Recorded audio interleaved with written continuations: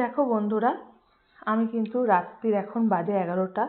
আমার কিন্তু রান্নাঘর কিন্তু পরিষ্কার পুরো করা কমপ্লিট হয়ে গেছে, দেখতেই পাচ্ছ। একদম পুরো ক্লিন করে নিয়েছি। তোমাদেরকে আমি বারবার বলেছি যে রাত্রিবেলায় কিন্তু কিচেনকে কোনো রকমভাবে নোংরা করে রাখা যাবে না, কারণ রান্নাঘরে কিন্তু লক্ষ্মীর বাস, সেটা তোমরা ভালো করেই জানো। আর একটু তোমাদেরকে কাছে করে এনে দেখাবো। এই হচ্ছে আমার ডাইনিং টেবিলটা, দেখে নাও। পুরো ডাইনিং টেবিলটাও আমার পরিষ্কার করে ফেলেছি, কোনো জায়গায় নোংরা নেই।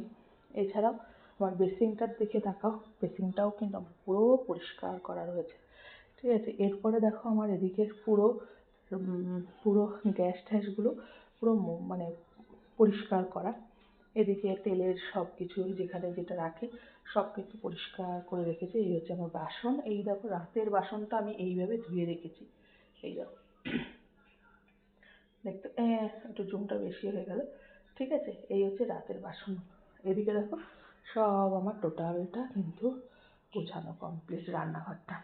আর জানোই তো বন্ধুরা, রান্নাঘর কিন্তু সব সময় কিন্তু পরিষ্কার করে রাখতে হবে। রাতে কিন্তু আগে রাখতে হবে, কিন্তু রাতে কিন্তু কোনো মতে কিন্তু অপরিষ্কারভাবে রাখবে না, ঠিক আছে।